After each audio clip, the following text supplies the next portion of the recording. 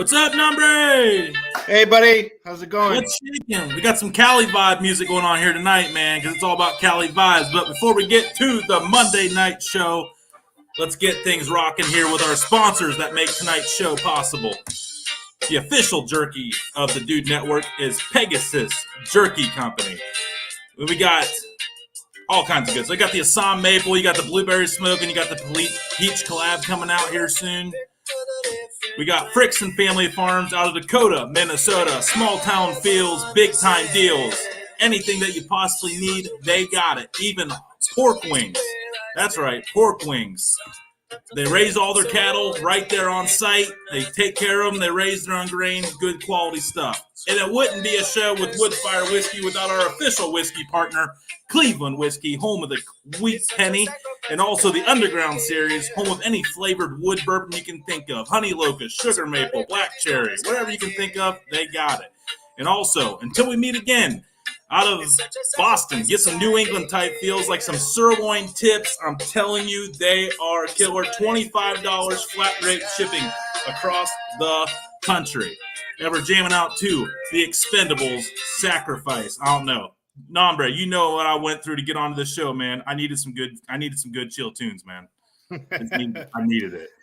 That wasn't. I got carded at 3 places, man. Like, who cards this? I look like I'm 50. I don't know. That's like a humbling situation, or no, you're just going through a crawl. It was inconvenient and the opposite of humbling. When I have 3 places in the whole town in the worthless state of Pennsylvania to buy freaking beer, and the first 2 don't sell it to me because I look like I'm apparently under 21.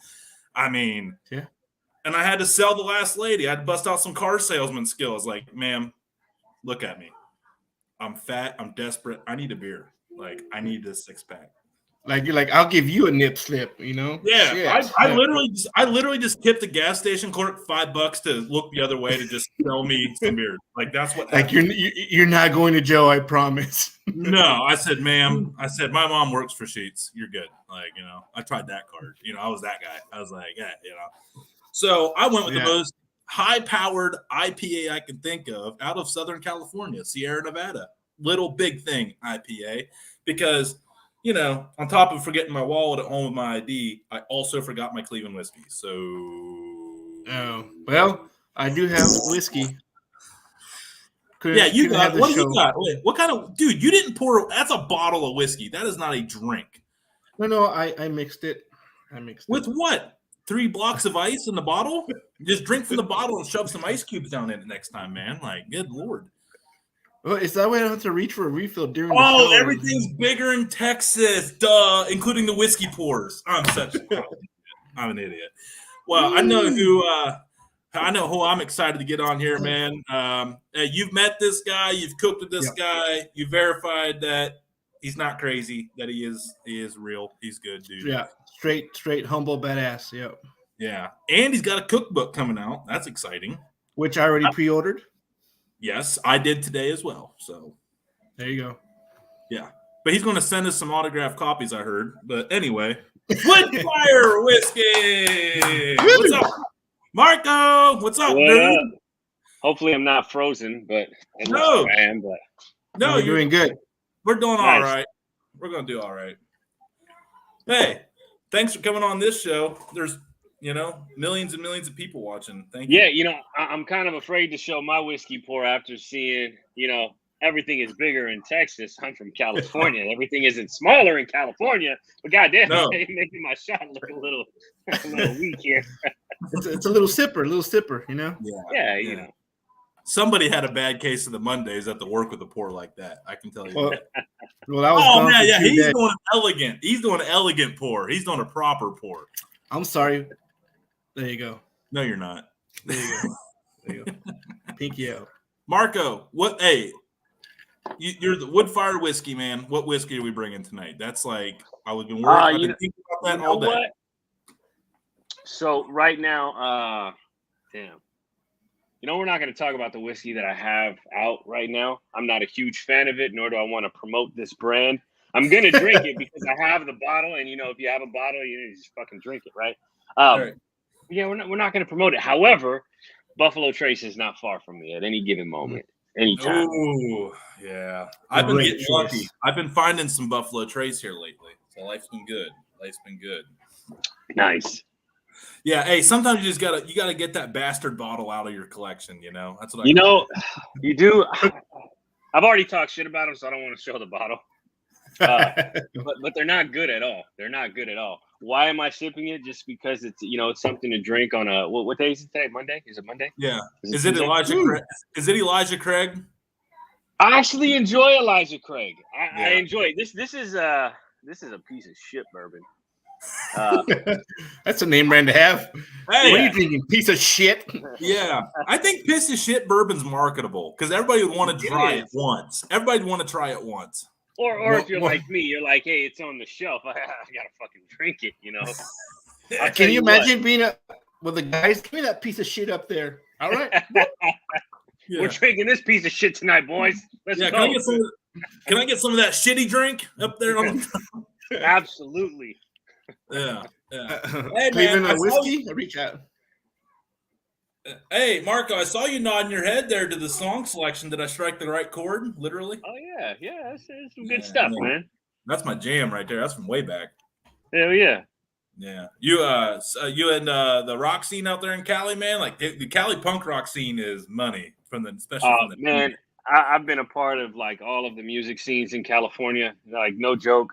Mostly like the rap and hip hop underground rap scene. I was heavy into that a long time ago. Back in my younger days, You look like a rapper. You look like a rapper. Hardcore gangster rap, bro. You got bars for days. He's got bars for days, son. That Tupac, man. Oh yeah, man. You rest in peace. Yeah. He might be alive. We don't know. Yeah, he might. That's what I was going to say. He might be alive. Here we go. Next door. We don't know. We are 3 minutes into the show and got our first conspiracy theory. That's a record. The Earth is flat. I'm just kidding. Kidding. Hey, for all you cannot fly over Antarctica. Go ahead and try. Yeah. You'll get shot. You can, but you'll be shot. Yeah, by aliens. Yeah, by aliens that are governed by Hitler. I think's the other conspiracy on Antarctica. Yeah. He sits at the ice wall. Yeah, it's Hitler and Tupac and Sloan Kettering, and they were blazing that shit up all day. And Sam Kinison is there telling jokes too. Yeah, hopefully better than mine. So, hey, Marco, man, how was the weekend, man? Did you have a good one? What did we do, man? Anything epic? Anything cool? Oh no, it's just a weekend to relax, chill. Cali life, something on the grill. Yeah, I had some corn on the grill, some sausages, some steaks. Kind of like a normal day here. You learned you were cooking corn up down in the meetup down there with you, Nombre. Wasn't he doing that's when he butchered the Nombre chut up thing, I think. No, I did butcher it. Yeah, I wanted corn, so I threw some corn down. I didn't want to copy the legend. You know what I'm saying? I wanted him to feel as if he inspired my own Nombre chut up. I like it. Yours is like raspy.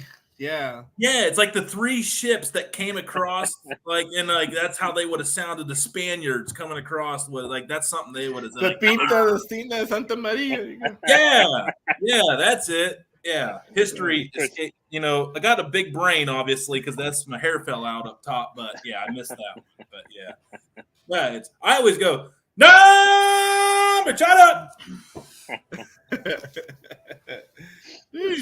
So what's on the grill? I mean, dude, I'm sure, I'd like to know what, a casual grill experience with Mark. Are you just doing, basic dogs and burgers, or are you like me where nothing's just simple anymore? It's Triton. Yeah, burgers and hot dogs on the grill, I've never been that guy. I always would show up to, people's barbecues and be like, oh, you got burgers and hot dogs, just like every fucking other person. Tri-tip. We got to have a tri-tip. We got to have picanha. We got to have, a big piece of meat. It can't just be fucking burgers. Now, smash burgers, we can get down on that all day. In all fairness, though, somebody should be able to make epic burgers, though. I think just a plain, yesterday, I felt like I was wanting to play with seasoning, so I did venison burgers, provolone on a honey bun, and that was it, and barbecue sauce. Shit, yeah. But I feel like I felt like I cheated it.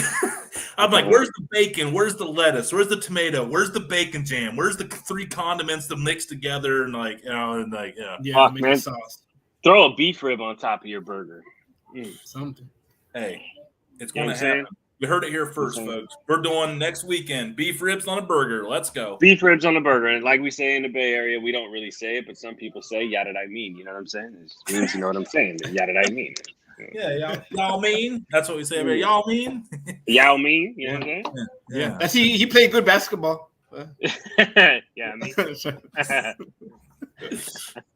I'm sorry about that. Bad jokes. Yeah. Well, that's why we bring you on here, Nombre, to make me look better. Yeah. Hey, shout out to Doobie. He couldn't make it tonight, man. We're sad about Doobie not being able to make it, but he's with us in spirit tonight. So sorry you didn't get to meet him, Marco, but always next time. Always next time. Nombre, man. Father's Day weekend over there down in South Texas. Yes, sir. Yeah. So what did you do over the weekend? Everything, since it's Texas? Like, you probably cooked the whole cow, a pig, stuff. Almost. I did do the tri-tip. And I did some boudin sausage and some corn straight on the coals, potatoes wrapped in foil pocket straight on the coals, and enjoyed myself. I drink a lot. I kind of forced my father to keep up with me, so he was like this, So. Triple fisting. His third hand had to come out. Yeah, he had the pull stick style, the trifecta, drinking cans and shit. So no, it was really good, open fire style. Shout out to Al Fragoni for getting me addicted. Made that tri-tip, and it was good stuff, man. Good stuff. Yeah, open fire is where it's at. I mean, that's my favorite style. I've been playing around with all of them since I got into this, and like the open fire there's a flavor to it that's second to none.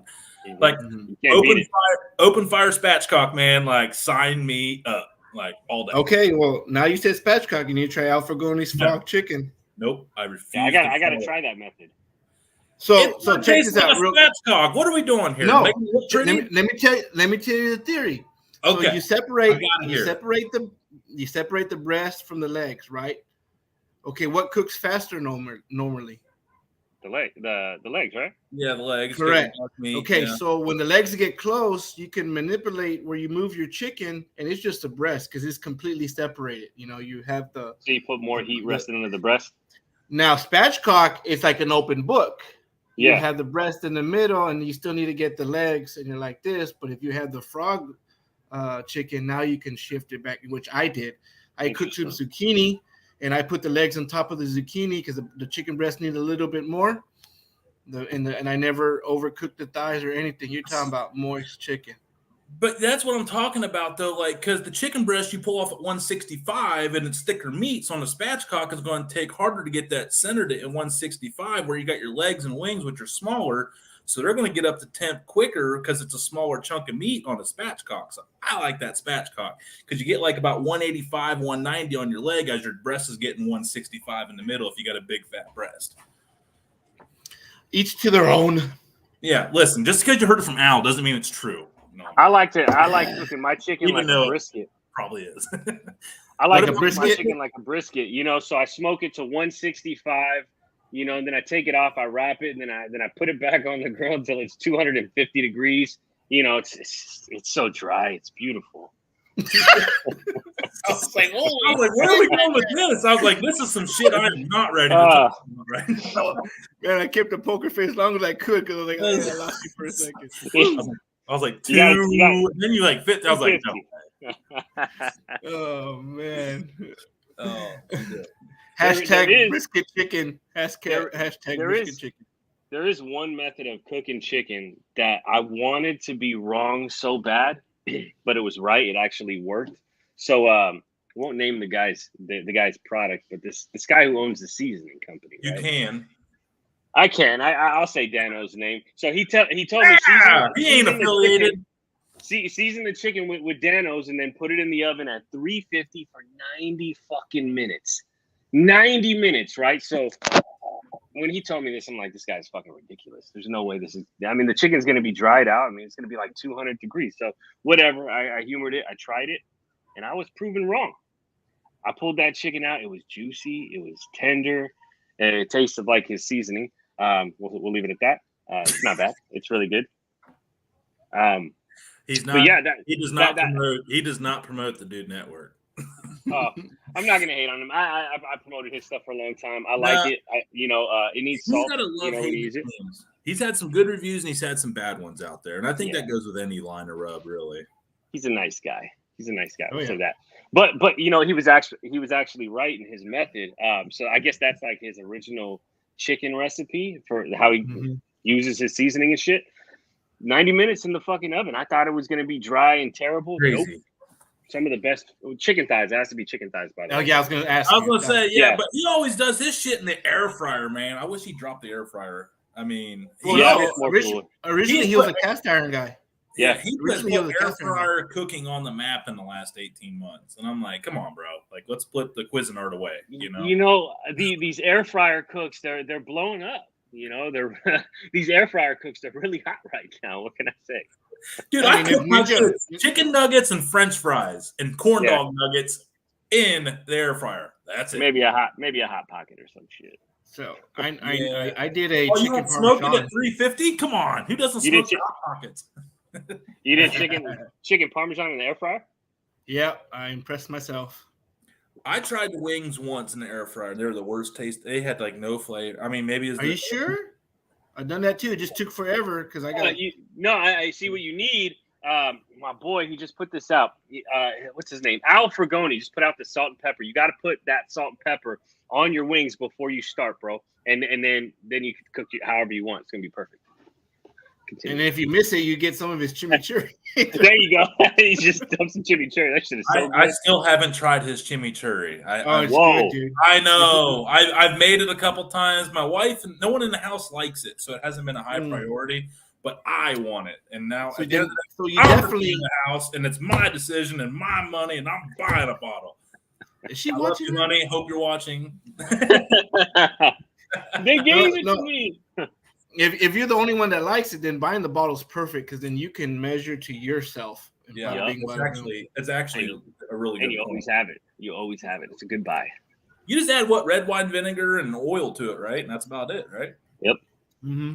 Red wine is a cheat code because you can put white vinegar, but the red wine just gives a little bit more. Bada bing, bada boom. You can put some whiskey in it too. What brand? Like the bad one? You got that bad bottle. What bad bottle would we put in? So the bad stuff, these shitty bottles of bourbon that I have, I usually use them to mix.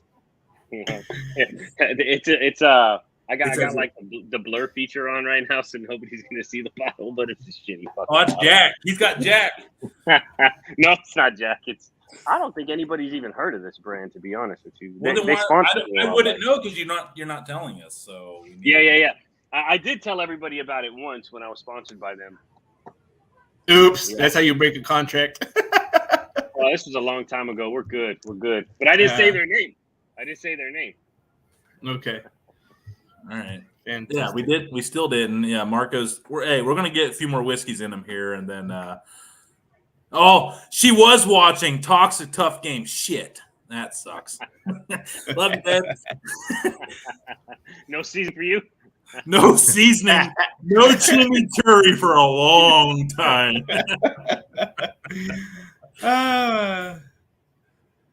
Chuck short rib and make the best burger. Okay, all right, man. We got.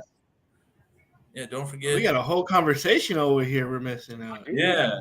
Hello, dudes. Hello, everybody. Hi. Oh, shit. Cooking Comedy Chaos is in here. What's up? Oh, dude, Desiree's awesome. Oh, I love her. She's the best. I pull her spirit. I wish we could bottle it up and just like put it in I could just take it with me. I wouldn't have got carded once. I wouldn't have got carded once for beer tonight if I was her. I smoked that shit. She goes, I pull my chicken at 162 breast, 170 thigh, carryover temp, gets it right about perfect. Okay. Nah, you got to take it to 250. That's the new method. We're taking chickens to 250 now. Yeah, we're starting a trend. It's starting now. Can you imagine everybody? It's all chicken jerky at that point. So, hear me out. What if you had a party and you did 2 batches of chicken? One that you started like at 8 in the morning in the oven at 400. Oh, jeez. Hurt the shit out of it. Take it out there, film everybody's response of like, oh, this is good. Best, like, because everyone would be like, find out who's fake and who's truthful. Right. And then like pull out like some brisket out of the back. Like, by the way, here's our dessert. Here we go. 15-pounder. Like, suck it. Oh man. Marco, when did you start up the social media stuff, man? Early 2020. So my story is kind of funny. Well, not funny. It's interesting, I guess. I got COVID like before everybody I knew. So early March 2020, I had went into work one day, and one of my coworkers, he was like, "Bro, you all right?" And I just kind of collapsed right in front of him. Dude takes me to the ER. I get an X-ray. They tell me it looks like I have pneumonia. They test me for influenza A, influenza B. Don't have none of that shit, right? I get sent home. My back is hurting. I can't smell anything. I don't remember if I lost my taste or anything like that, but I was sick. I was sick, and it kept going. That picture. It kept going. Sorry, that was actually an accident. Sorry, John Z. That was an accident. You'll meet him later. My temperature kept going all crazy and stuff. So I called my boss at the time, and I'm like, "Hey, man, looks like I'm pretty sick." They're talking about, people quarantining. He says quarantine for 2 weeks. I quarantined for 2 weeks. At the end of that 2 weeks, that's when California locked down. And I had already been home for 2 weeks. I was just bored as shit. So I made a video. I made a video for YouTube. It didn't work. I made another video for YouTube. It didn't work. Nothing was working, right? It was just, everything was just like, I'd get like 3 views and 2.5 of them were me. I was posting hella like cat videos on TikTok. I was bored, cat running around. Oh, look at my fucking cat. One day though, I come across food TikTok, and everybody's using Dan-O's seasoning. Everybody. And so I figured, okay, if I want to stand out, I just order this seasoning. People will associate me with the big creators that are using it. That was my thought process. I know it's kind of stupid. So I bought the seasoning. Get it. I hit up Dan-O, and I was like, "Hey, bro, I just bought your seasoning. I'm going to put it in one of my YouTube videos. Here's my YouTube link." And within 10 minutes, I get a message from Dan-O saying, "Hey, bro, I just watched your YouTube. I found you on TikTok. Why the fuck are you posting so many cat videos on TikTok? Do what you're doing on YouTube on TikTok." And he gave me a bunch of advice. I took it and it worked, and my account just started to take off. And that kind of started it. So early March 2020, June 2020 is when everything started to I started to get followers and shit. And I got more than 300 views. I was getting 3,000 views. It was a wild time. It was a wild time. Yeah. Oh man, remember the first time you had it? Nombre, you can speak to this too. Remember that first time you had that video just pop? Like you're like, holy shit! Like it's like that Office Space. Oh my god, it's happening! It's like Robin, grab something. Use a small child as a shield. Like get out of here. Yeah. I remember the first Instagram video I posted was me catching that beer can on the mower, and it got like 400,000 views. And I'm like, shit, this is easy. I got Instagram. It was a long time before we got anywhere close to that.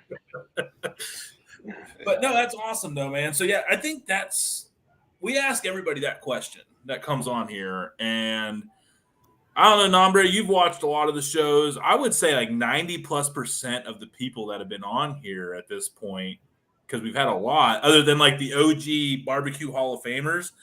I feel like anybody we've had on here that's like social media background related and not like comp related or previously established, like it's all COVID. It's all because of COVID. Mm-hmm. Yep. So like the COVID thing has been a blessing to a lot of people in this world, on this show, especially, man. Like we had Cooking with Rye on Friday. It's like same thing. Like COVID got locked down in California and then just started making videos. Yeah. There's something about like, there's just people out there, people that can take a horrible situation, right, and just get to work. It's as simple as that. Like you find something that you can do. It's gonna be a grind. I tell people all the time, how I got to where I am. It's mostly luck. I see guys that have content that looks 10 times better. Their personality's better. They're better looking people. Like you know, there's a little bit of luck that comes with it. But, you know, when we grind hard, that luck starts to shift from being luck, and now it's your work, and you just keep going, and then, you know, there's people like us that see that. You know, we find that when the world wants to say we're gonna fuck you over for a little bit, we say nah, that shit ain't happening. You know what I'm saying? You know, I'm gonna make something happen. You know, you just got to read the writings on the wall, I guess, and there's, you know, people like us that can see that shit. You know, and we just get to work. Some people want to do it. They don't get to work. If you get to work, the rewards are there.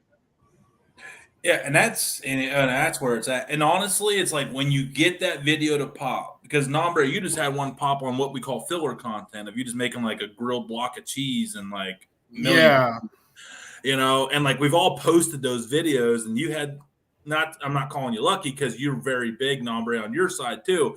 But you know, when you get that video to pop, you need the people to follow you off that one video, because sometimes that's your chance. Like that's your audition to build your following. And like, you know, I know for the Dude Network, you know, we got a good following on all the platforms, but we've never really went because we've had some big videos and the followers just didn't come in with it. A lot of likes, thousands and thousands and thousands and thousands of likes.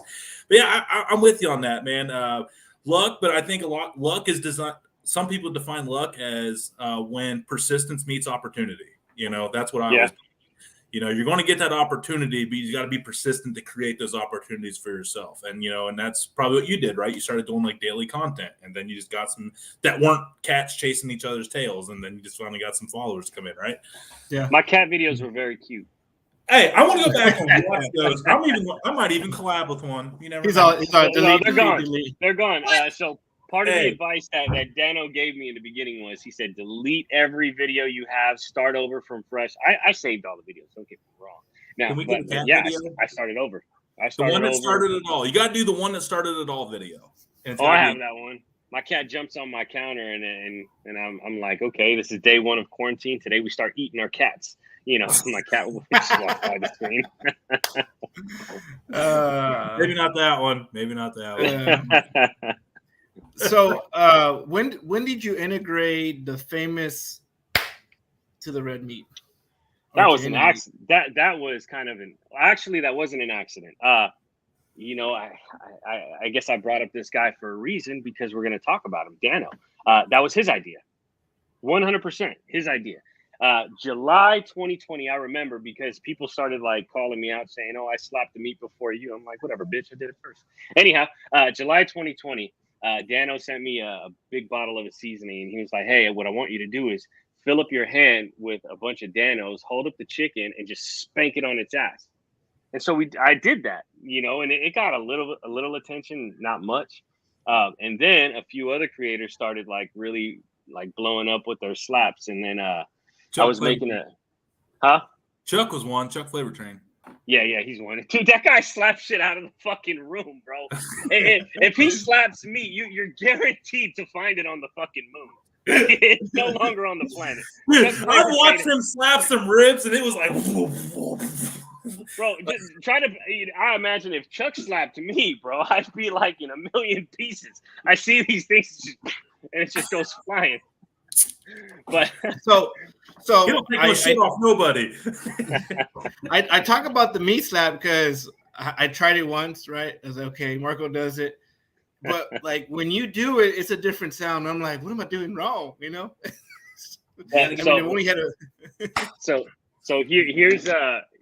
Here's the meat, and then here's the microphone. It's like super close to it all the time. Oh no.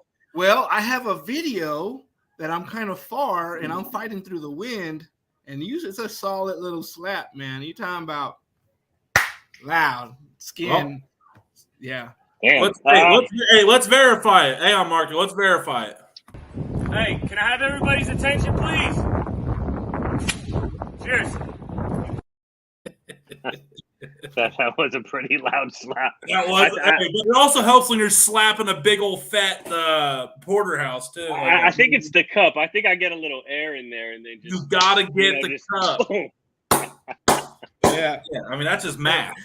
No, that's just something different, though. Oh, wait a minute. That's for another time. Okay, let's go. You have to practice on a woman's ass. I'm just going to be straight up with you. Like, I'll just tell my wife, we need to practice the meat slap. So let's, just get it in there real quick. That's how you really perfect. See, he did it. He just did it. Not even trying. Yeah, we had actually we got a good question here. That brings a good question. Kenneth from North Texas Barbecue Addicts. That brings a good question about people will call people out on boosting posts, but be okay with sponsors doing it. Thoughts? Look, if a sponsor pays me to make content and I make said content and they decide that they want to boost it, it's out of my control. It's out of my control. Now, if it's in my agreement that they want to boost that content, like I'm fine with it. I'm not going to boost my own content personally because, I'm not selling anything. Now, if I were to make a video promoting my cookbook, which is out right now, it's open for pre-orders. If you guys want to check it out, go check it out. It's a good book. Anyhow, but if I wanted to make a video, just specifically for that, I might boost that post because I'm selling something, So when a sponsorship, boosts a post, I mean, they're trying to sell something. So it makes perfect sense. But yeah, when people call out other people on boosting, I don't want to say that they're justified. I'm biased in a sense that I'll just be straight up. I think it's fake if just the one person boosts their post just to get more views and followers. I don't think it works that way. I think you've been taken advantage of. I think you've been played a little bit by somebody trying to get some money off of you, i.e. a platform like Instagram or TikTok. You can boost your posts. I see creators do it all the time. Do what you want to do, but I don't know. I think there's something to be said about getting there organically and just doing the work.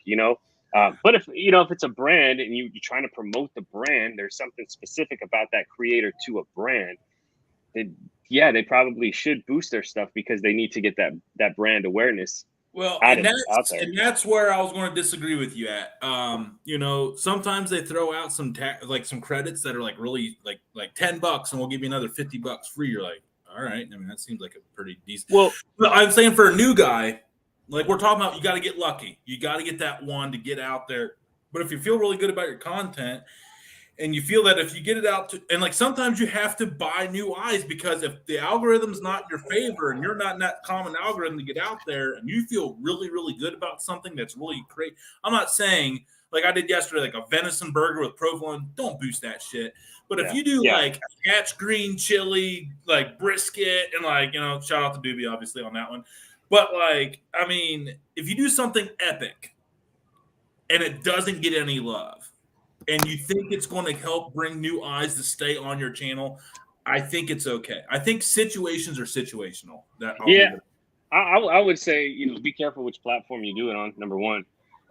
Don't do it for YouTube. Don't try to pay for views or follows on YouTube. That'll just fuck your whole account. I know a person that just recently had everything taken away. Got to start from scratch. Got to start from zero. Well, if you do to YouTube, you got to do Google Ads. You cannot shortchange yourself on YouTube. Yeah. It will pull you down so damn quick. So quick.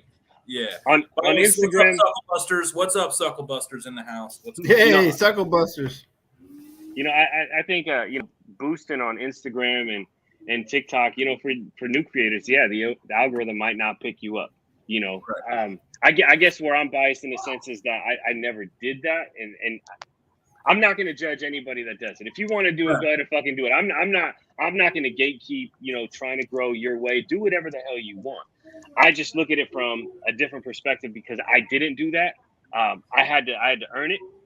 So if you're promoting a brand, let's say the Dude Network, you decide to boost the post. I feel like you're trying to boost your podcast.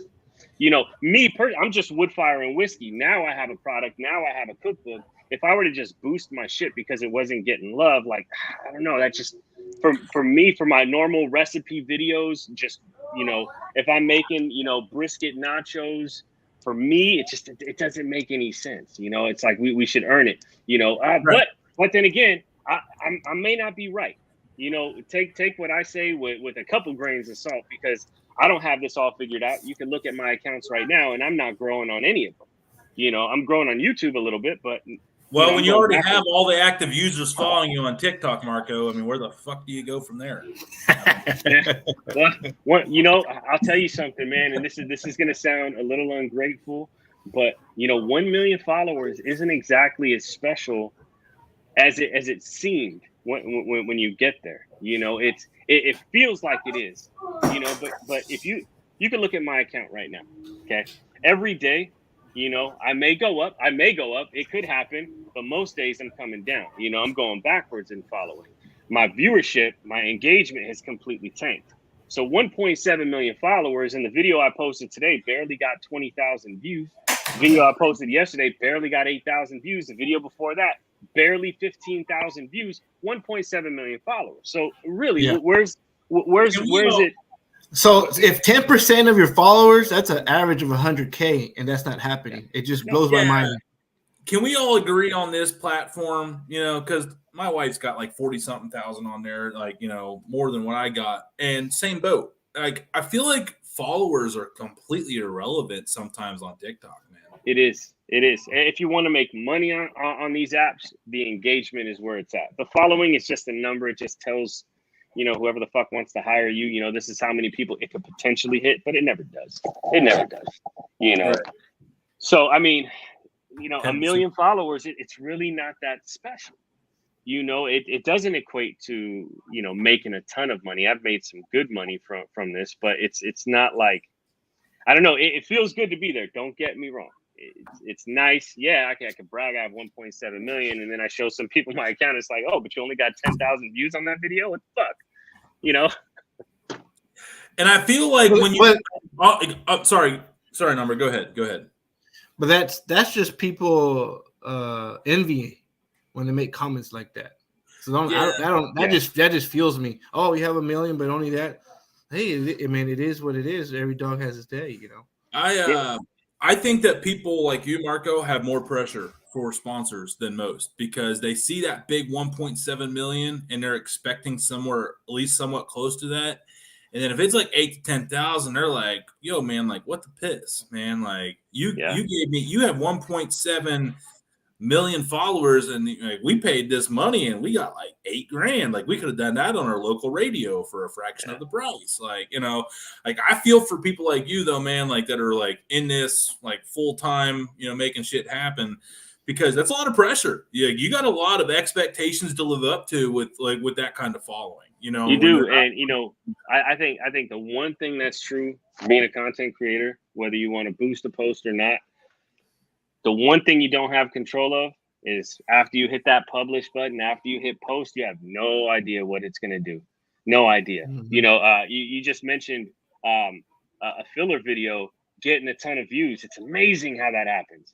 The other day, my last few videos, I'm spending hours and hours and hours. They're not going viral. Shit, I did a simple duet of something recently, and it got like 300,000 views. Versus the video I posted hours before. I spent like 12 hours making it. The cook, the editing, the color correcting. Yep. I edit everything for YouTube first, 5-6 minute video. And then I got to cut that. I have to cut 2-3 hours worth of footage down to 5 minutes, then to 60 seconds. And then I got to look for little other things to break out. Man. But now they're saying 60 seconds is too long. You're supposed to be in that 30 to 40 like max. Like, it's like how? You're leaving out so much stuff. There's so much stuff. You know what? I was just telling my wife this earlier today because I was looking at, my following. It declined a little bit today, and then it went back up. It's weird. So I'll see, like 100 drop, and then I'll grow 200, then I'll drop like 300, and it's just the constant roller coaster. But this is gonna be fucked up too. Some of the most successful, not all of the most successful, but most of the most successful people on social media are unoriginal fucks. That's just the truth. That's just the truth. They copy their way to the top, and I don't have that in my blood to just like, oh, that's what so and so is doing. I'm gonna take that and do that shit too. No, I agree, man, because it's like a pride thing. It's like I feel like if you come up with something organic in your own, like what I was just kind of joking at with like okay, let's go, like something stupid I did on the video and like Nombre and everybody I liked it. I'm just like, dumbest damn thing I've ever done in my life. But like everybody loved it, so now it's like, okay, let's go, like on everything. But like, still waiting for the shirt. yeah, I know we need to get merch. We need to get some merch on that. But like, I just don't see how. At some point, you got to look, and it's like becomes a job if you're just mimicking somebody, right? Yeah. Like we don't do this to work. We do this to have fun, man. It's an escape from work. Man, so if you're just copying people all the time, you got to do homework. You got to stay up with them. Like you got to keep up on. So like I'm with you on that one. 100%. Yeah, it's for me, it's like where's the creativity? Like that's what I want to see. I want to see people's creativity. I don't want to see how you did someone else's thing. Like I don't know. A lot of these guys that's really what it is. And I encourage you guys to go look at some of the biggest food accounts on TikTok and Instagram. These motherfuckers just copy people all day. I collabed with a few of these guys and I watched them. I collabed with a few of these guys and I actually seen it with my own eyes. I have one guy. I have the footage. He just don't cross me, bro. I'm kidding. I have the footage of him. He pours himself a shot of water and then takes it like it's vodka and then come on, bro. He took a shot of vodka and made it like water and made like an ugly vodka drinking face. Like, come on, bro. He called it water. I think water should be a term. It is. Hashtag it. Hashtag water here on the Dude Network. Viral. It's already trending on Twitter. How about that? But it's funny. I've collabed with a few of these guys and I've actually seen it firsthand. Well, and these guys are huge now. Huge. Yeah. Well, you watch those guys that eat hot stuff. Some of them are like, the video cuts at a certain time. You're like, so hydration shot. Yeah, that's true. Vodka is a hydration shot. I like it. Yeah, you know what? I'm gonna make that a thing. I'm gonna put out a seltzer water called Vodka. Hey, vodka. Hey, Nombre was looking good modeling for Ranch Water a couple of weeks ago. I saw that. I think. Hey, you need a vodka guy. Nombre's your dude. There you go. North Texas barbecue addicts. I wouldn't buy any followers. So what's the point, right? Well, I don't know. I think that the people that are really going to support you and stick with you, they're going to find you. They're going to find you.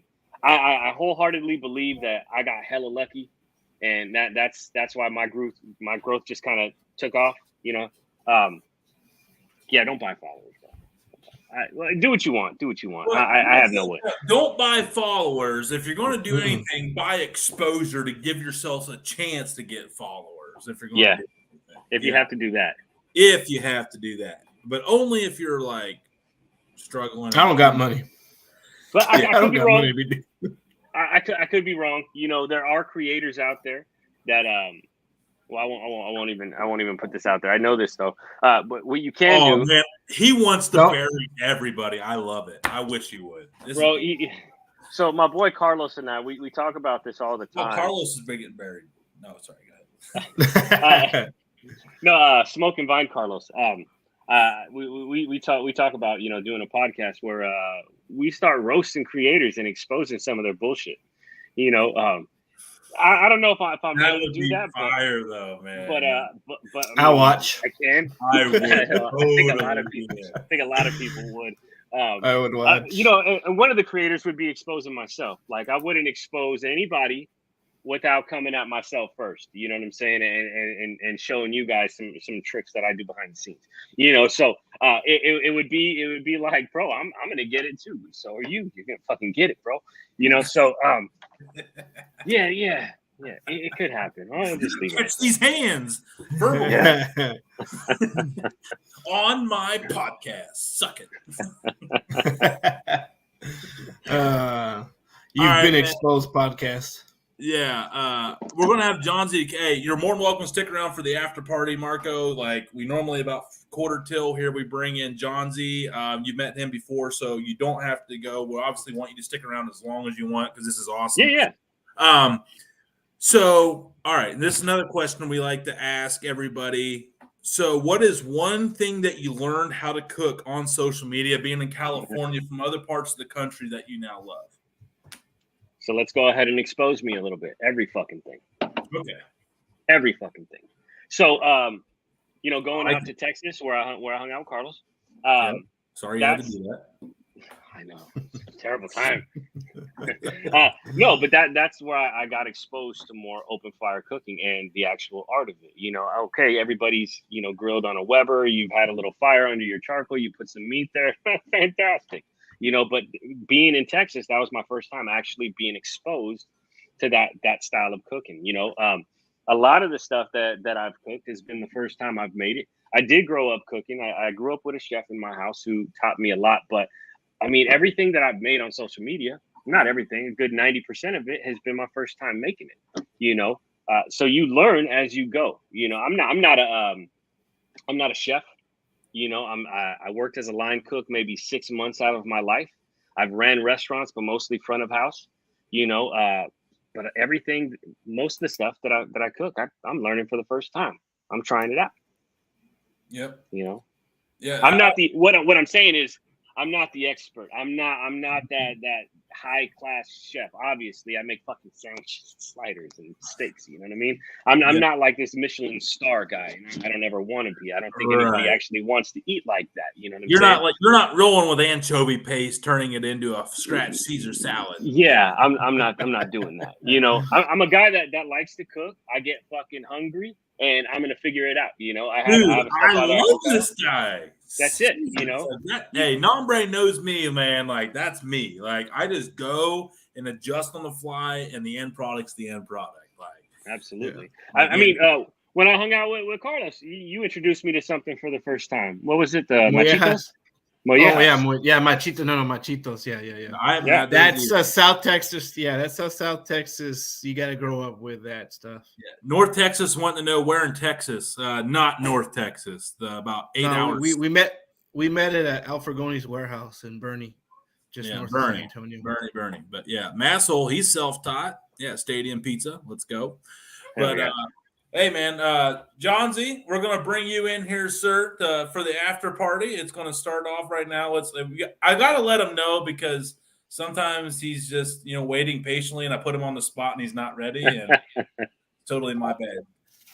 Also out of Turlock, California, John Z. I'm over here right by the Buffalo Wild Wings. Oh, all right. Yeah, I'm couple blocks down from the neighborhood Walmart. Nice. Look at you guys. Nice. John Z, what are you drinking? Hey, Texas. He's in Texas. It's like yes. Waco. Man. Let's go. Already. I can't believe John Z comes on here and kisses Texas's ass right off the rip with a Dr. Pepper. Let's go. Yeah, no, I ain't doing it on that. Okay. Oh man. So there was two guys to meet you. So a guy from Ohio and a guy from Texas walk into a bar. There's two guys from Turlock, California. That's the start of the joke. We'll find out what the ending is in like an hour. Oh man. So John Z, man, you've been sitting on the sidelines, like listening to the show here. We've covered a lot quickly, and so it's in the top 3 favorite shows already. Wow. Top 3. Oh, yeah. We've done 6. That's really saying something, John Z. Hell yeah. No, hell yeah. Come on, man. Dude, we gotta throw the kale in there. You gotta throw kale, yeah. Yeah, sorry. Now you know. Hey, don't get it twisted though. You saw the photo earlier. You are hanging out with royalty. Oh my gosh. No, man. Perfect. You're hanging out with Milton, bro. I'm never gonna live it down. Hey, pull it out, John Z. I got your stapler somewhere around here. No, he has his own stapler.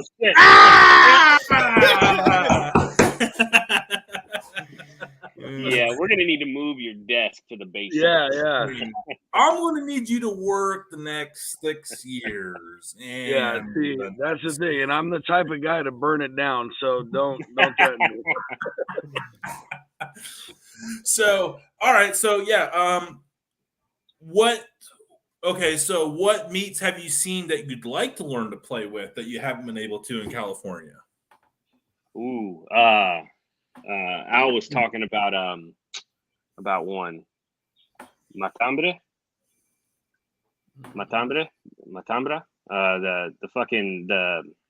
that piece that he cut off of the beef ribs. What was it, the stomach, the belly?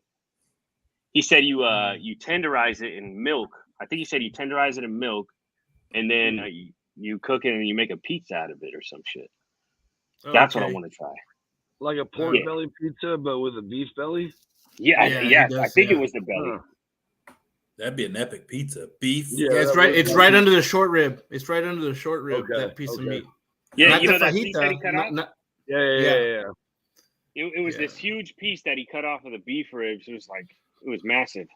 But he was saying something about like letting it tenderize in milk or something. Okay. Well, if anybody wants to know where they can get one, Frickson Family Farms would probably have one at fricksonfamilyfarms.com. Shameless plug.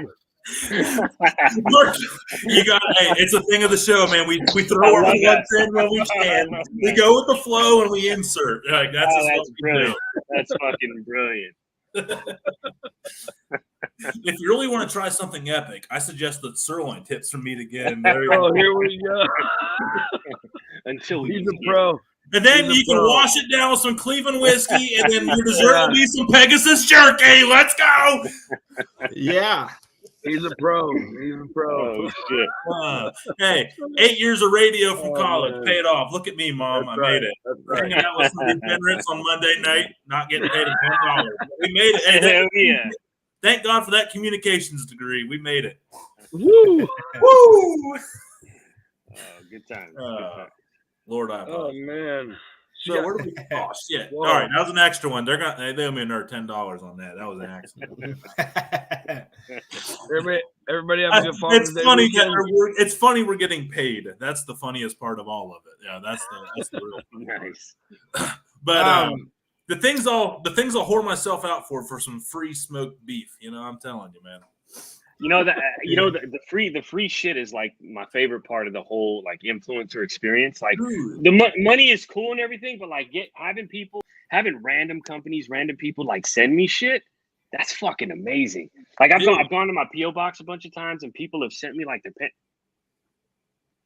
I've gotten some crazy stuff. I'm kidding. People send me all kinds of shit, seasonings, sauces, things. It's funny. I don't know. What's the craziest shit someone sent you? Yeah. When you say things. What time is it? Yeah. What time is it? Babe, where are you at? Are you nearby? Are you nearby? No, people just send me all kinds of weird shit. I get bottles. I get random bottles in the mail sometimes. Random snacks. People wanted me to try shit from their hometown. Someone sent me something pretty weird. I got some flavored bugs once. They were like crickets, with their seasoning on it. Yeah, I didn't eat them. No. It was nice. It was nice that I got them. Yeah. No. Thanks for the gift, but I'm out too. No. Hey, that was me, asshole. Thanks a lot. There's that dude seasoning on it. Yeah, I threw some Dude Network juice on that. Oh man! From the dirty taint. Yeah. It's a good thing you didn't trust that. I threw some like Grundle seasening in there. Oh no! We just lost a bunch. Yeah, we just probably lost all of California except for you two. Except for Turtle. Man. We lost for California. Good grief, Tony. Lord, I apologize for one of us always royally messes it up. It's actually normally me. I'm normally the one that takes it too far. My wife says I don't know my limits. But hey, real quick, Johnsy with the new flag. Johnsy, hey, dip down and let us see that bad bitch. Woo! Oh yeah. There you go. Love it. Shout out to Kyle from Gateway Graphics. Okay, free plug. Oh, yeah. I love it. Hey, I would shout them out too, though, if the flag turned out that crisp, man. That thing looks nice. Dude. I got the stickers and I was excited. Then this thing came and I was like, all right, well, the stickers were cool, but. Which I did get, by the way. I forgot to tell you, I did get my stickers. Oh, okay, cool. Yeah, I got mine too. Yeah, Marco, you got shit. Sorry, you don't get everything. Oh, man. Terrible. Hey, Johnsy can probably just walk one over to your house since you're both in Tiny Turlock. Yeah. Turlock is big. Next time I'm over at the Olive Garden or something, I'll just swing by. Just throw it over the wall, bro. That's Although crazy. we shouldn't keep calling out geographical pinpoints. Weirdos might track you down. Oh yeah. My house is not the one. My house is not the one. Yeah, all right, yeah. So, I believe not things. here either. Not here either. Yeah. all right, Marco, I want to give you an opportunity, man. Let's talk about this new book, man. I'm really excited about it. Oh, I'm yeah. really excited about it for you. All the creators that have been watching you, man, that aren't jealous of your success, but actually support you. I think we're all excited to see what this book all entails. So why don't you go ahead and tell us a little bit about it, how it came about, and what's it going to be like? Is it going to be boring? Is it going to be shitty? Is it going to be good? I mean, It's going to be so boring. I hate it already. I can't believe I wasted my money on that shitty. So there's 50 recipes in it. Okay. I mean, they're all over the place. You have a taco party, you got a pig party, we got beef, there's so many different things in the book. But I think a lot of creators were hit up by HP a few months back. HP had rolled out, Hewlett Packard had rolled out this. They want to do like this on-demand printing service, I think, for cookbooks and creators and such. So I was, fortunate enough to get an email from them. I do work with the talent agency, so my agents had kind of worked everything out and got everything squared away. And they came to me and said, "Hey, do you have 50 recipes and photos?" And I do some from social media and some that a lot that are not on social media. They asked me for 50 recipes and some photos and said that they'll design everything. So I trusted them, gave them, the recipes, the design, the pictures and everything. They came back with a design, and really that was it. It's like everything looks all professional and it's perfect. I've written everything out. All the photos are by me. Some from video, some from actual photos. So it's just, I think a lot of creators had gotten hit up by HP at some point. And like I said, I was just lucky enough to be able to jump on, and here we go. I got this deal with them, and it's an on-demand printing service. So I don't have to hold any inventory. I'm going to make a percentage off each sale, and it's a nice percentage. But they're handling all the printing. And now here is my thought process. I could have put out a cookbook on my own and self-published and everything, but we're talking about Hewlett Packard, the printing company. Yeah. They make printers. I mean, I remember reading their textbooks like in kindergarten, man. Like, so it came down to a quality thing. What can I pay for in terms of quality, for the people that are going to spend their money on this? And through my research, I was going to have to charge a little bit more than what they're charging.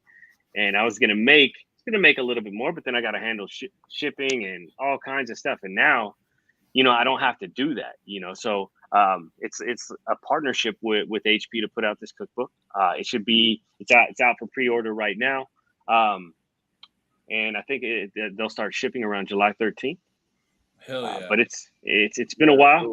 Tonight, I'm actually going to be, going through some of the pages and putting some of the final touches, reading through everything, making sure everything is good.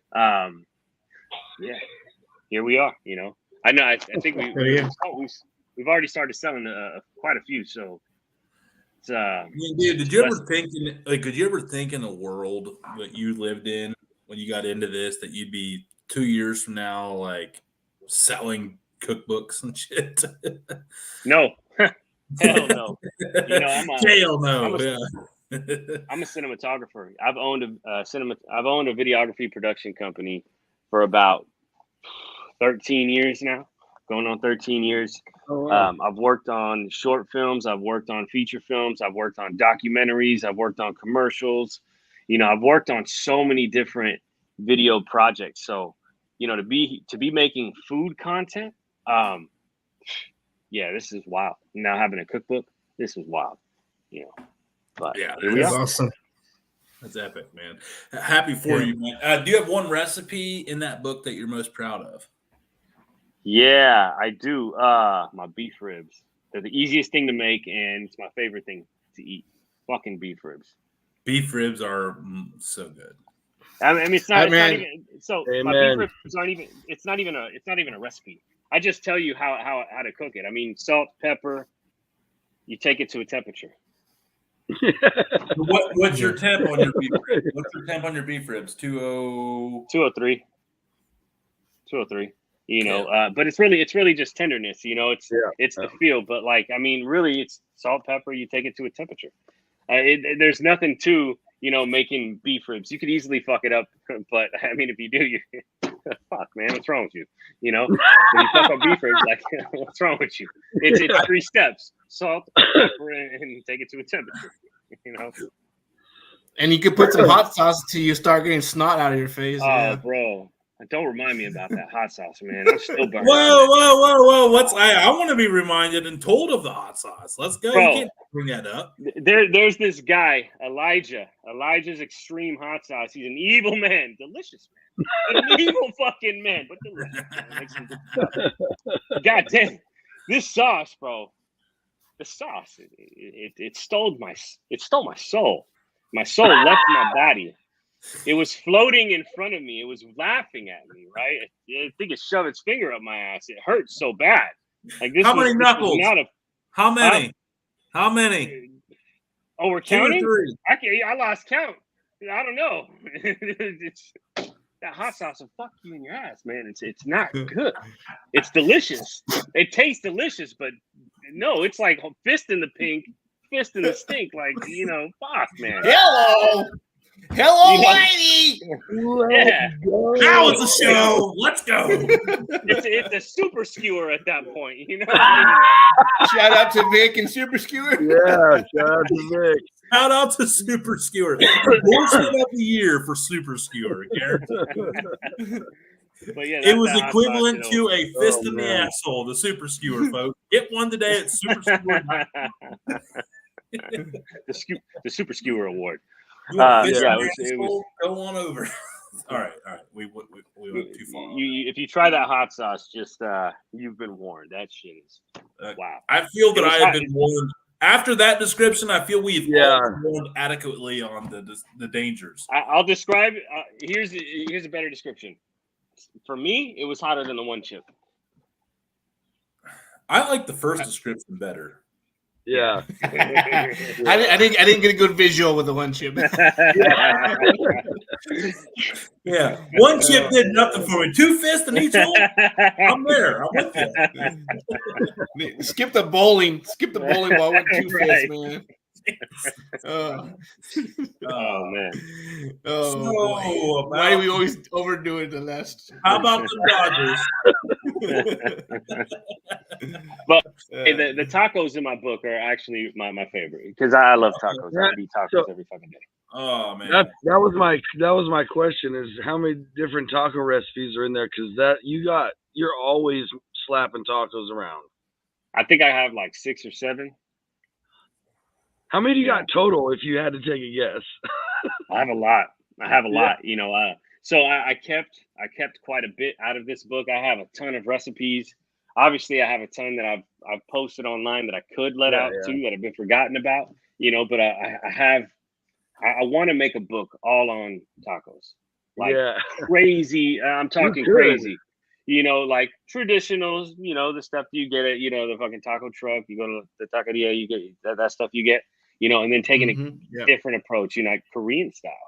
Yeah. You know, Japanese style, fucking German style, you know, Italian style. Like like going crazy because I'm getting ready to do a ton of pupusas different ways.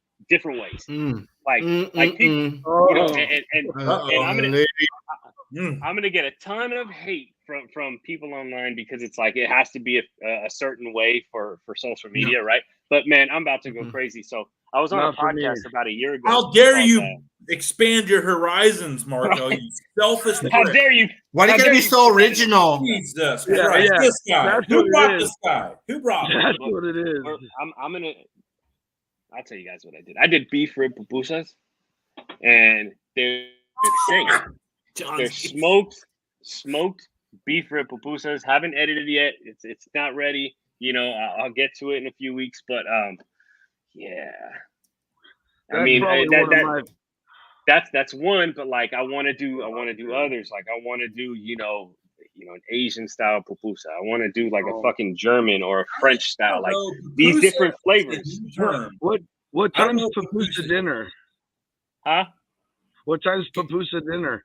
7 o'clock. Can you explain the original pupusa for my boy Tony? Yeah, Okay, so pupusa. I'm some dumb dick from Ohio, man, like stuck in Pennsylvania. So we're So pupusas, they're from El Salvador. My grandma used to make them. I ate them all growing up. So El Salvadorian. But pupusa, it's masa, corn masa, and it's filled with stuff. So I put chorizo and cheese in it. You could put I took pork belly. I blended the pork belly with some refried beans and some cheese, and I made a filling with that. Added more cheese, and you close it up and flatten it. So it's almost like a thick corn tortilla stuffed with delicious. Oh yeah! Oh yeah! Oh yeah! Oh my good grief! Ah! Is your It was Ezra Brooks. Is that Ezra Brooks? No, it's not Ezra Brooks. Is your flatbread in this book? Oh, There's 3 different types of flatbread in there. The flatbreads, the tacos, all the meats. Like, so how I cook my meats, and really they're just like write-ups on like how to reverse sear, because it's fucking 3 steps: salt, pepper, temperature, and sear. So So is we there got the anything steaks. in your recipe book that's not salt, pepper, temperature? That's what we need to know. Yeah, obviously. I'm joking. That's just the meat. It was a terrible the meat joke. section. So we got the tacos. We got we got some baked potatoes in there. Quite a few of them. We got some breakfast stuff in there. One that was inspired by something I had in Hawaii. We have a lot of different porks. So crispy pork, pork belly burn ends. There's a few of them. Let me see. Yeah, I mean they can. The Oh, wait, customer- is this- consumer we got- can we always got- change it out. We got pizzas. There's a bunch of different pizzas in there with the flatbreads. we got author notes. There's some dips and sides, some fries, bunch of different ways to cook potatoes. We got some lamb. There's a lot of shit. There's soups in there. If you want to know, you can gotta buy pre-order it. it on Yeah. Marco at woodfire_whiskey on Instagram. Look at his profile. There's a link. It's fancy. It's proper. It's professional. Click that. You could always substitute the salt and pepper to your own liking. Put your own twist. Yeah. to it. And if you want it, here, I'll give And you the all that's in there. paraphrase. Page 1, salt. Okay. Page 2, pepper. Page 3, garlic. Okay. Page 4, temp. Fair. That's it. End of book. End of book. Page 5, don't overcomplicate it, dumbass. Got it. Yeah. Now, you'll get to the steak portion, and they're just write-ups because there's no recipes for it. It's just I explain the method and why I like it, and that's it. I do put a whiskey pairing in most of the recipes. Some of them I talk a little shit to you. So like I make a breakfast, and I'm like, why the fuck do you need a drink right now? So you'll get a little motivational speech at the end of the recipe to drink, or why are you drinking? You're a shitbag. But if you have to drink hard bag. Something like that. I love it. Oh man, Hey, this it's guy's a never too legend. early if you don't stop. Remember that. Yeah, You can't drink all day if you start in the afternoon. That's right. exactly. That's damn right. Hey, man, I got my first cooler last week. That halftime griller, that chiller, that thing was badass, man. Like, I don't know. We talk about drinking and stuff. Like, have you got a cooler yet, Marco? Anybody sending you coolers yet? Surely. Nope, nobody. But I do have an outdoor kitchen coming.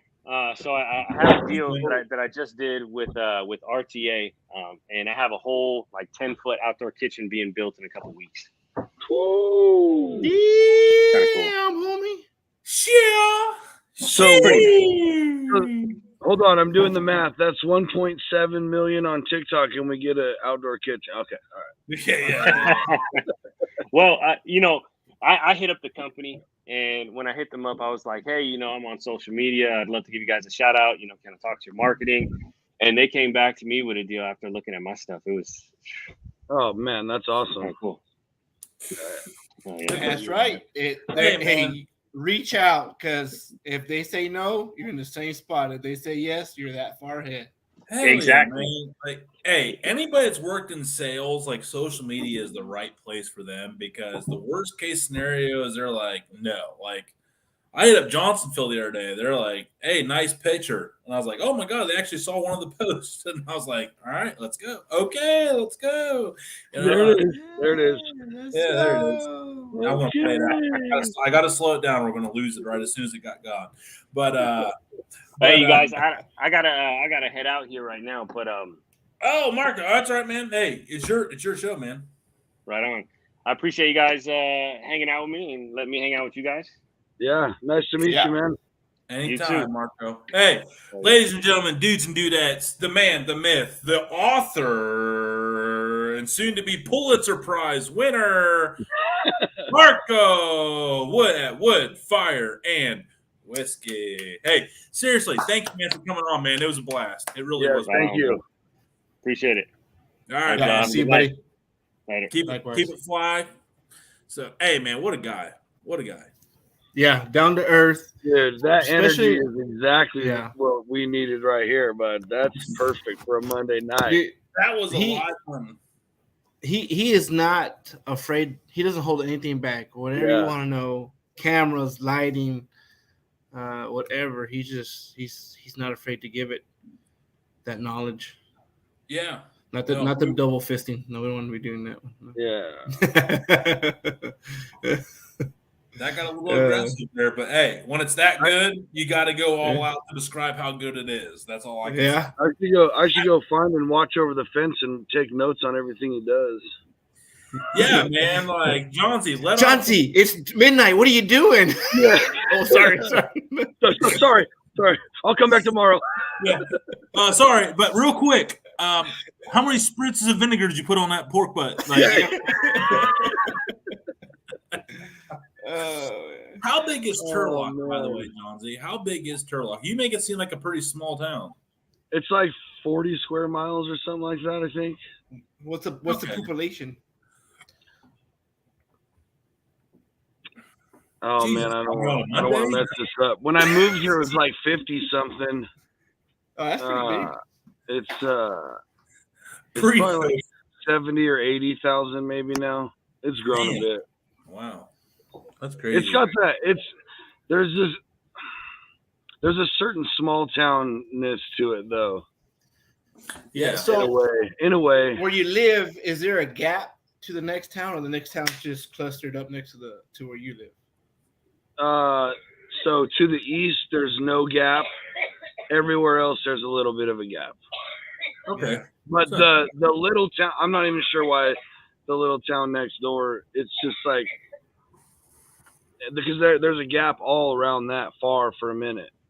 So I don't know why it's its own town, really. I'll probably get skewered for that one, but whatever. Super skewer.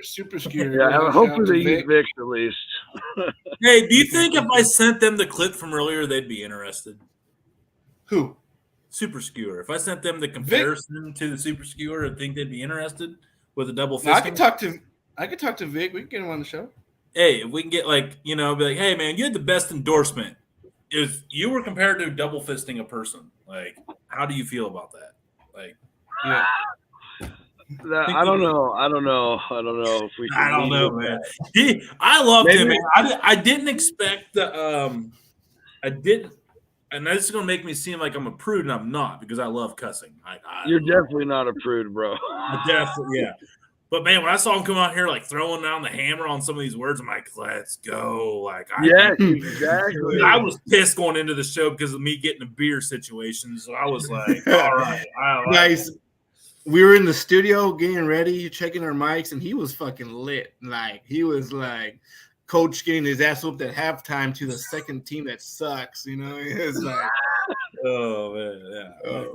You suck. Your kids suck. Your kids will suck. Figure it out. Yeah. He came out with roundhouses and uppercuts, bud. He did a Ric Flair elbow to the floor. Just so pissed. No! I don't know if I should hate or love Danos after that conversation because he clearly didn't endorse Dano's seasoning, but he endorsed Dano as the person. Yeah, Dano is a great guy, willing to help. Now, the seasoning, you go try it on your own, give the guy some revenue, and you make your own judgment. Yeah, I think it's literally a love or hate rub. People either love it or they hate it. Like I feel like there's not much in between with him. But see that's what makes good rubs. Is there's all this side of people that love it, and there's these side of people that don't, but they love something totally different than this side loves. And then there's all the other ones that are just sprinkled in the middle that anybody uses here and there. They get them for Christmas or whatever. Well, like cilantro. Some people think it tastes like soap, and some people it tastes good. It tastes good to me. I've never met a person in my life. Why do people not like cilantro? I don't understand. It's literally like a chemical reaction, like asparagus. Like 90% of the people, it makes their pee stink. But like my wife thinks cilantro tastes like soap, and asparagus does nothing to her. Like she's both. So like it's literally a genetic how your taste buds came into your life type thing. No, she was just dropped correctly. Never mind. Well, her dad might have done that. That's possible. I love him, but it might be possible he had an. And the reason I say that is because I actually, when I was a tiny baby big brother, I wanted to carry my sister, and I dropped her a few times, and she's a little. Oops, I did it. Oh no! Hey, boys, can you hold the fort down for 2 seconds while I run to the hotels? Oh yeah, the porcelain. I was scrambling here. I'll be right back. Hey, you guys play nice. I know you two had some issues a couple weeks ago. So get out of here, issues. Texas is great. California sucks. Go. I mean, in a way. A shout out to Sucklebusters for watching in. Yeah. Shout out to Miss Chaos. Go give her a follow. That girl can cook and keep you entertained. North Tex Barbecue. He's been a guest on the show. He has a large following on Facebook, and I appreciate you and our trusty friend, Masso Chef. Yes. Buddy, good seeing you dropping in, giving you shouts, but that's pretty cool. Everybody has stopped in the questions. I don't have administrative power, so I don't know how many people are watching. So, So, with that being said, Sucklebusters, give your boys a holler. We like to use the seasons. How was your Father's Day, man? Good, man. I just cook for myself, right? You gotta do it the right way. You don't want to put in someone else's hands. Yeah. My old man, he caught the flu, so I really didn't hang out with my old man. And it was the flu, right? Everybody's like, "Oh, it's COVID." And man, it's crazy how people automatically forgot about that. Yeah. Well, it's crazy because yesterday I woke up to my wife in the shower, like not feeling good. And I'm like, oh man. So I just think she was allergic to my awesomeness on Father's Day, but that's just me. She felt the aura. Yeah. So, I mean, man, that was a really what happened on why it was Monday was I was looking at the wrong calendar. I think I was looking at May. On the 20th, it was on a Friday in the month I was looking at. But when we booked it, I was like, oh, man, my bad. I booked you on a Monday. Can we do this on a Friday? And he's like, that's my wife's birthday. I was like, Monday it is. So I was like, fantastic. It was obviously fate. Hey, this Friday, though, works. I'm excited because one of my original dudes that came on the show is Darren Carter's Barbecue. Cool. That guy, I follow him. And he's the host of the Unknown Black Pit Masters. They did a big meetup with Rashid, who lost. He got second place to Tina, who's been on this show a lot on Netflix Barbecue Showdown. Yeah, he owns his own rub line up in Cleveland, close to me, and and started on his pop-up business and got a small barbecue shop up and open. So we're really excited to have him. And we're going to talk to him on Friday about his, the Unknown Black Pit Masters movement that he's got going on and everything like that. So, really excited for that. And Doobie Hey, Doobie, man, you're here. We love you. There he is. Your name was brought up at least 30 times today while you weren't here with us. You were with us here in spirit and still in conversation. But yeah, Friday's going to be real cool with Carter. He's a real good dude. I've interviewed him actually right after first time I had hung out with you, Nombre, on TikTok Lives. And his seasoning blend is really, really good. It's very savory. It's very Ohio, but he also is super knowledgeable on soul food, in the history of soul food, and he's very good at ethnicities and their influences in different areas, culture, and what part of the country you're from. In Ohio, man, last time I had him on, he described Cleveland cuisine better than I ever could, and I thought I had it down pretty good. And he's just very good at the history and ethnicity and the influence on food and the cultures and the different societies. So it's going to be a really different kind of show. He's got seasonings. They're great. They're really good. And he's a good barbecuer, but I think he brings a lot more to the table in spirit and family and brotherhood and fellowship. And, he's a pastor for his church, I think, or as a deacon or something. He's very involved with the church, and he uses his, grilling and smoking as a form of community bonding and fellowship up in Cleveland. And he's taken it to the likes of Rashid, where they've done a big Rashid Phillips, where they did a big meetup. Him and several other guys. So it'd be really cool to have him on. I got to meet Rashid. I got to meet Rashid a couple of weekends ago. He was in Dripping Springs. He was at the Treaty Oak distillery, and they were doing a bunch of cooks. You're talking about a big dude. Like, whew, don't ever piss that guy off. Yeah, he looked like a big dude on the string, man. He didn't look like no string bean that I'd ever seen. Yeah, I was like, fee fi fall from what beanstalk you fall from. I don't know where the fuck I'm from. He was throwing down that jerk chicken. He just had the chicken. He was over there in the corner. I know it's Monday night, and I know you guys John's, you're out in California. It's only 7:30 out there, but over here it's 10:30, so we don't want to keep our East Coast people up too late, or we'll start losing them here. I haven't asked you guys this question. What's something that you guys have seen cooked on social media that you want to try that you haven't tried in your house? Nombre, go. Duck. Oh. I've never done duck. Okay. You'll. Oh man. I would like to try duck. I thought I cooked duck pretty good when I didn't know what the hell I was doing. So I would actually like to do it again on a smoker, or I don't know, man. Like duck, I like duck and goose and anything gamey like that. I like to cut the breast. I don't understand gamey. But cut it. What's that? Yeah, duck geese is very gamey.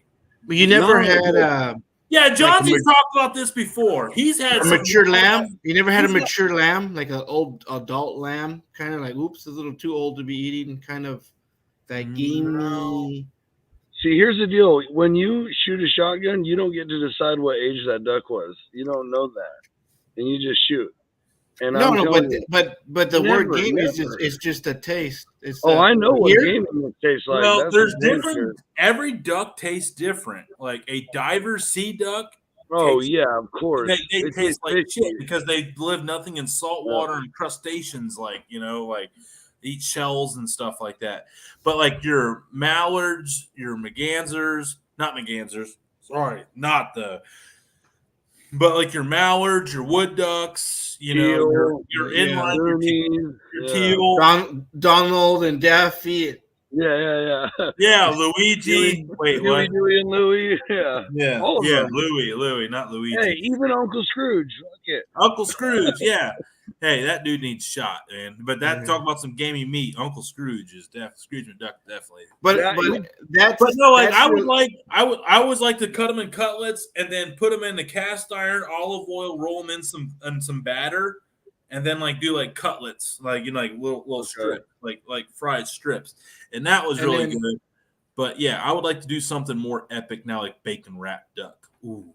So yeah, I would treat it like that. And then I want A5 Japanese certified Wagyu, but I don't want, like I talked about in our last hangout, I don't want that paper thin steak that everybody's. I want a baboom, but I'm pretty sure I'm gonna pay a lot out of the wallet. But so if anybody's watching with Wagyu, holler at your boy, 1.25 inch, 1.5 inch. Hey, Suckle Busters, you're watching. Send us some A5 Wagyu, and we'll season it up proper with some Suckle Busters. How about that? Yes, that's right.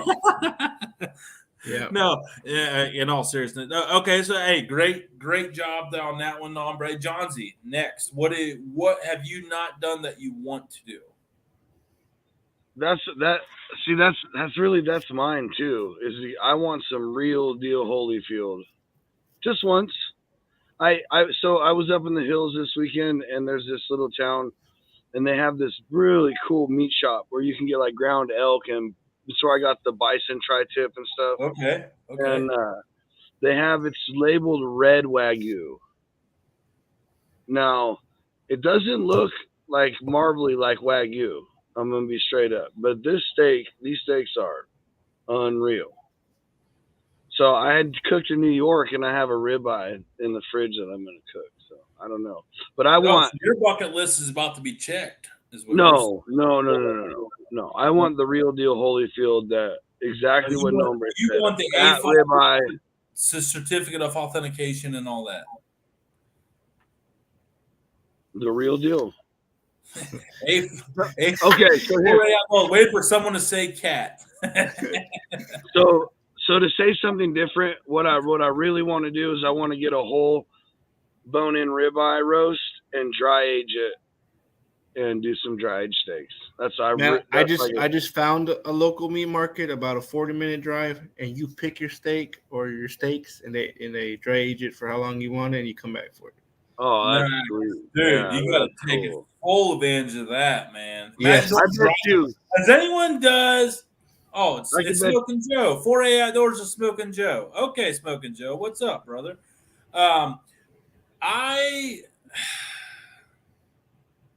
wonder if anybody's done dry aged picanha.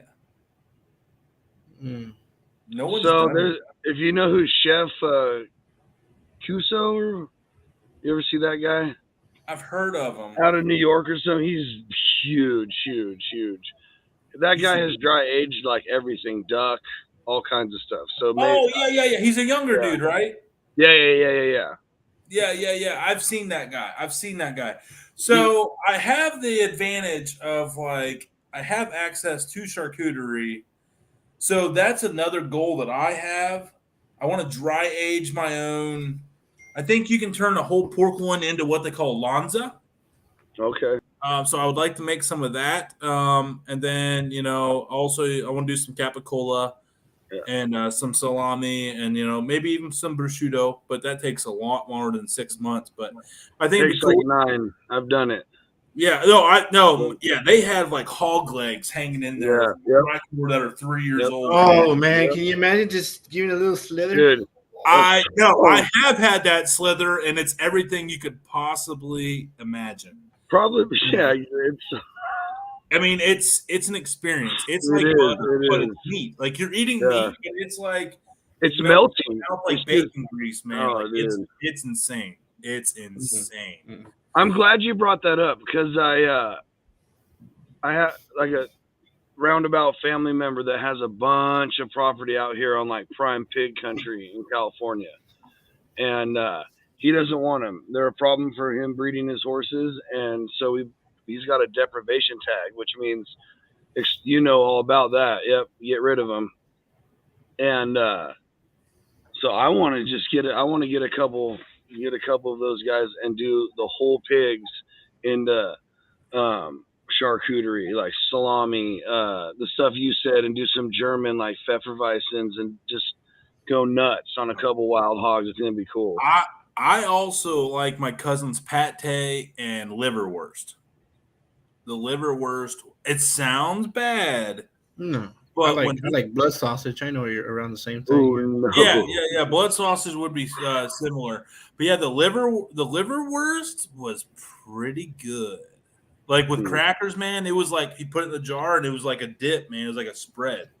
And the pate was along with it, man. It was pretty.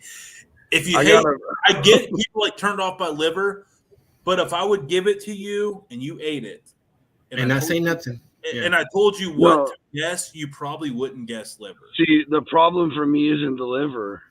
It's that I've got like the weirdest gag reflex, and my mouth will be like, reject. Nope, ain't happening.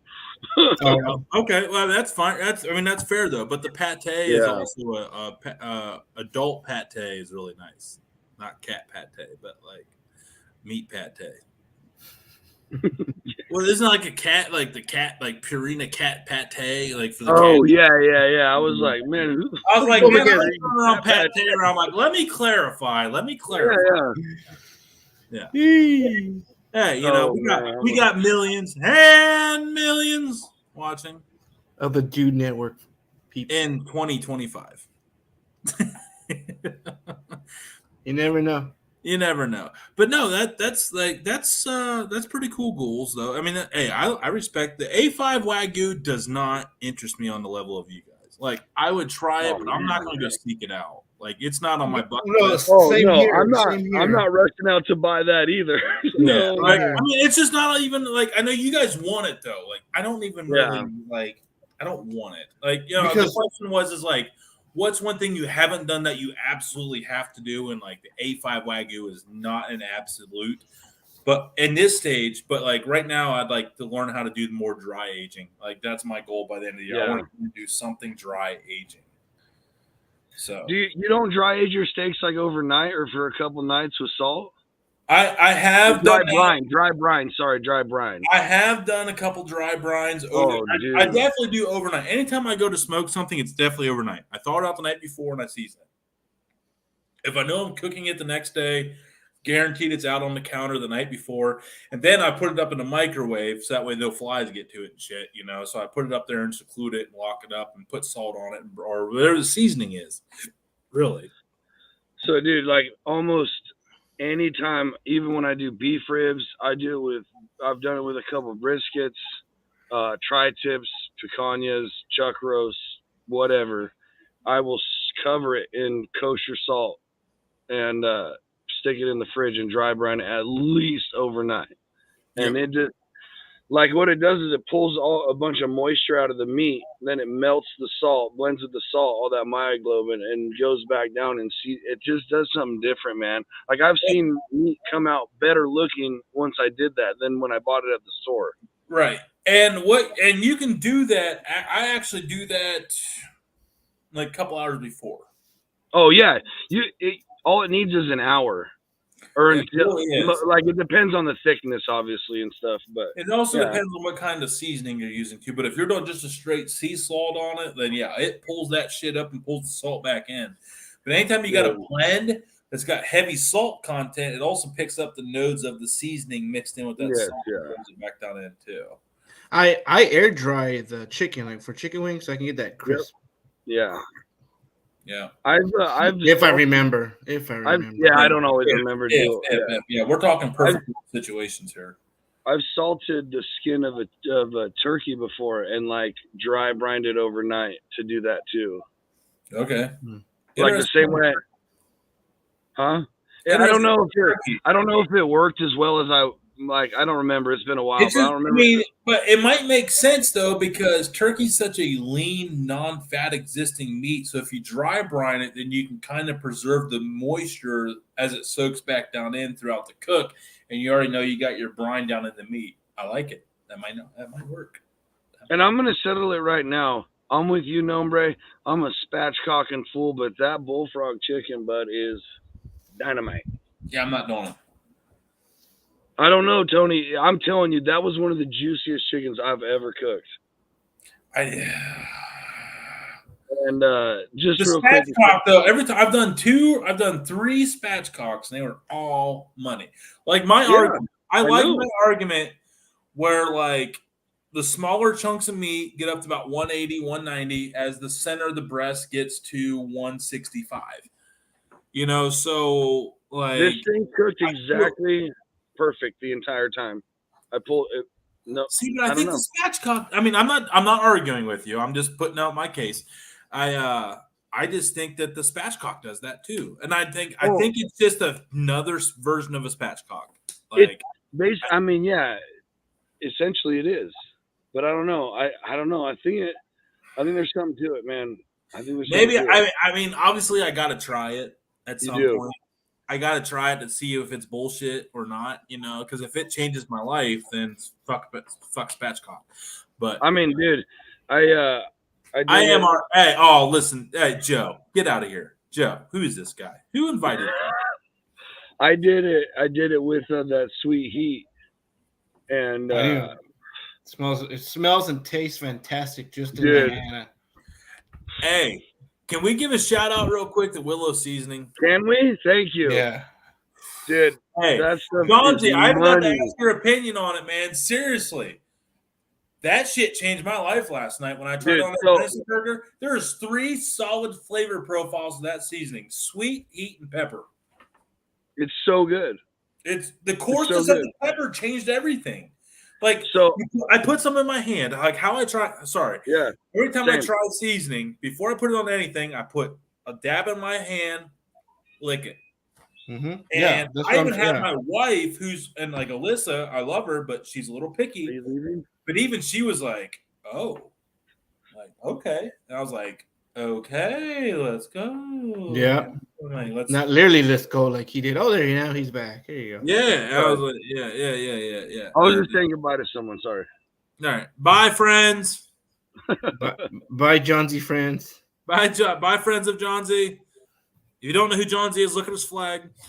It's pretty. But no, I'll forget what. Yeah.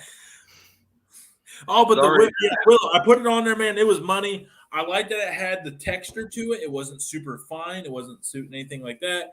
Like, it was really good. And on that venison burger, I was curious how I was going to react with the venison, because venison, even though I kill it myself, it's a little different. Yeah, it was still a 3.5-year-old. It was a 4.5-year-old buck I shot last year, so that's not the most tender of meat. So my meat from last year's harvest was a little more gamey than normal, and it was really good. It was really good, and I know he sent one to all the Dude Network, so we're thankful for Willow Seasoning for that. What did you guys think of it? Huh? What did you guys think of it? Sorry, I burped of a beer when I was like. Oh, yeah. So I did the same thing. I did not mask it. Go ahead. I tried it the same way for a little bit, and I was like, oh, man. I don't know. It's just money. And so I did that chicken, the bullfrog chicken, and I covered it. And I was like, I was a little bit worried because I got some people in my family who just like black pepper is like way too spicy for them. It's like, you can't eat my barbecue then, man. I'm sorry. I don't know what to tell you. Right. But bring the comments. I dusted that thing, both sides in it. And like the last 15 minutes, put a little bit in I have a large, like little, like saucepan thing. And I put a bunch of butter, like 3 tablespoons of honey, and some more of that Willow seasoning and glazed it. Yeah. I had like 2 bites of it, and I went to go have it, and it was smoked yesterday, gone. It was like my dad was picking off pieces of the carcass. Yeah. Now, if anybody's wanting to know what the Willow Seasoning is, we've come friends with them on Twitter, but they are established on Instagram. But they won the American Royal Seasoning competition. Yep. Like, they are the American Royal champions of seasoning this year, and after you try it. With that sweet heat. Go get it. The sweet heat that we got. Yeah. And I'm telling you, it's just sweet because it is. Did you use it yet, Nombre? No, I'm going to use it on pork, but the sweetness, there's something different about their sweetness. Yeah. I tasted it and I told my wife, honey, this is good. And this is not your brown sugar. This is not your whatever sugar. Yeah. I don't know. It's good. It's good. And that's having it any meat. And shout out to Willow, which they watched the show. They were on around the 9:20 hour, and they did a quick comment on Facebook. So appreciate y'all watching. Yeah. Willow's awesome. Everybody that watched, fantastic. Thank you so much. And it's just been It's been a blast, guys. I mean, I'm so thankful that we created the field staff. I know we still don't have a name, but I think it's just you guys are associated with the network, and that's what's most important. But man, like Johnsy, you brought Cooking with Rye last Friday. Nombre, your connections got us Marco tonight with Woodfire Whiskey, and I thank you guys both for it. It's just been a blast, just getting to meet these crazy ass creators and getting them on this tiny show, man. Like we have exceeded expectations with guests on this show. Can we all agree with that? And I think we're at the point now where people just come on here and just like hanging out because it's a podcast that's just fun to be on. Yeah. And we're real excited about. I'm really excited where this is going. Our crowd's getting bigger every week, and I know just real quick, non-sentimental, like very sentimental. Like I appreciate both of you guys for being a part of it. Oh man, like if Doobie would have, he didn't bail. I was going to say like bail, but bail would have been such a terrible word. Doobie couldn't make it. And because we had you guys that have been doing this for a while, man, it was a plug and play situation. And for that, I am forever grateful for both of you here. And it's just a sign that we are becoming together as a little bit of a degenerate podcast family here. And I love everything about it. So I appreciate you guys helping get this show up to the level. I know you guys it's volunteer work, man. Like I know you guys are just doing it out of the goodness of your heart. And it means a lot to me. And hopefully one day we can, get the band back together on a personal level, and we can all get paid to have a damn good time together. Be in a big studio. Yeah, a real studio, not in some dumbass hotel and wherever. Have a microphone hanging down out here. Yeah, get one of them like get like Cooking with Rye where you got like 30,000 fucking cameras in your studio. Right. Yeah, but guys, don't forget to subscribe and push the notification button. We're on all share it, comment, like, whatever. Yep. Our July lineup is getting good. Already 2 weeks full, so we got 2 more weekends to fill up. So. Hey, tell us about who we got July 1st. Yeah. Hey, Nombre booked us a banger. Yeah, we got Bo the Goat of Dad Jokes. If you don't know who he is, go follow him. Yeah. That guy is 150K roughly on TikTok.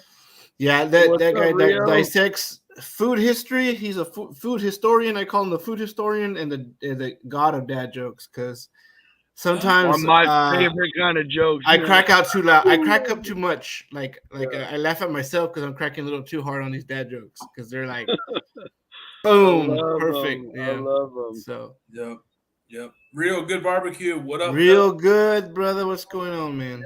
Yep. We're shutting her down here tonight, but we appreciate everybody. If anybody's catching on at the tail end, as soon as we hit the end button on this thing, it is live, full entirety from the beginning on YouTube. We thank you guys so much for tuning in tonight on that random Monday. Hopefully, it's a nice bonus show for everybody that got to tune in. You guys are all the best, but not as good as Nombre and Johnsy here and Doobie. Who again was not able to be with us tonight, but we would be nowhere without that guy too. But hey, Nombre, Johnsy, Woodfire Whiskey that isn't here for the send-off. We thank you. Hopefully he had to rush off to sign a massive 6-figure deal with somebody. But no, hey, you guys are the best, man. Hey, we'll see you guys Friday with Carter's Barbecue, all right? Peace. Be good. All right, dudes and dudettes, we are out. See y'all.